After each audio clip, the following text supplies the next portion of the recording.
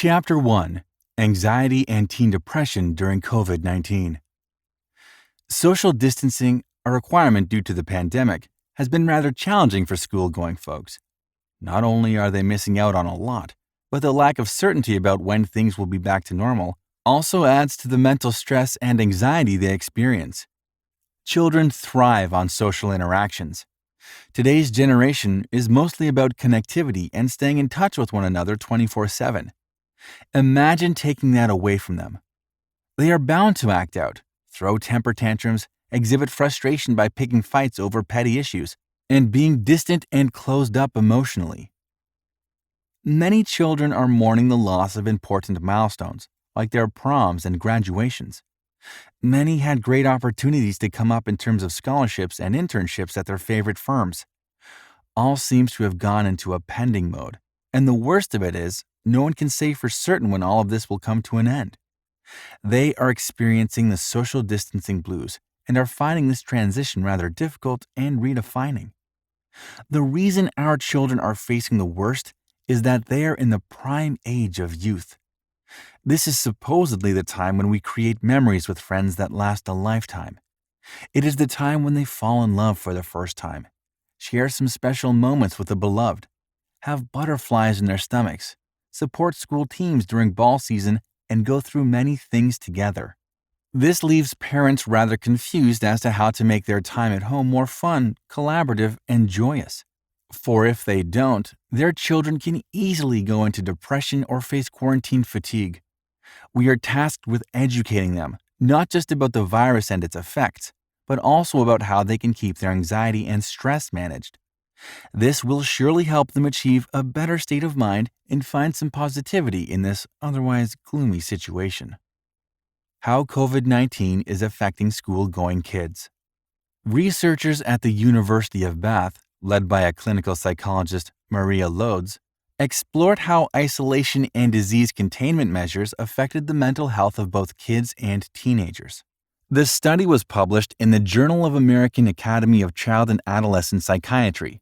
Following the current change of events, the researchers wanted to understand how abrupt changes in one's lifestyle and routine affected their mental health. Since many children and adolescents are suffering from loneliness caused by social distancing, it has led to many negative psychological effects, such as post-traumatic distress, PTSD, confusion and anger, etc.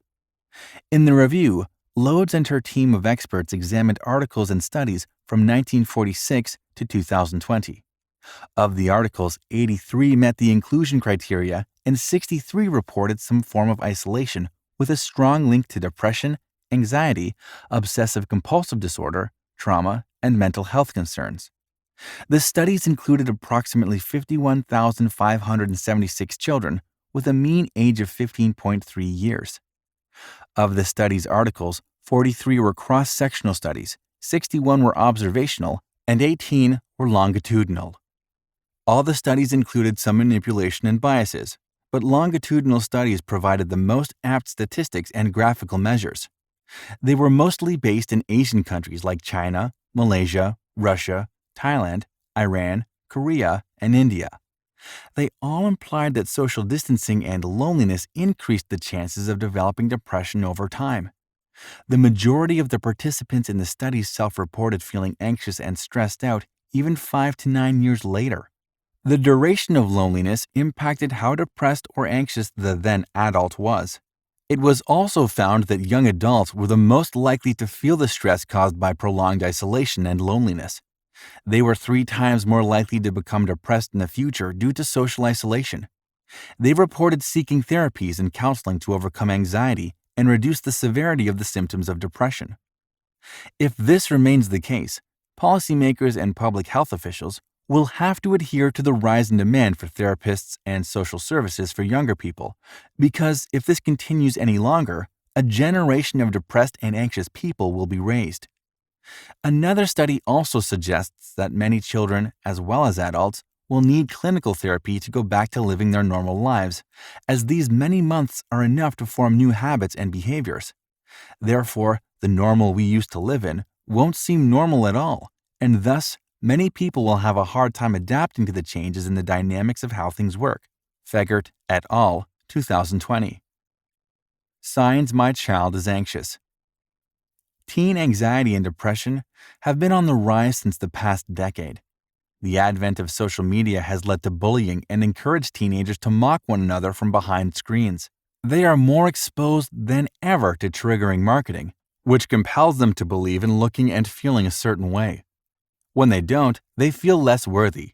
The National Institute of Mental Health estimates that an average of 32% of adolescents experience one or another form of anxiety.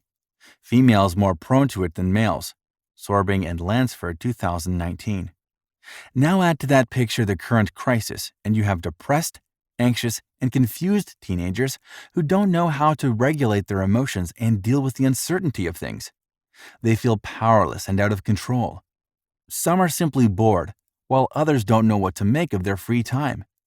Some are coping with grief and loss, while others feel lonely and left out. As a parent, you must be able to spot the symptoms of anxiety in your child before it becomes a disorder.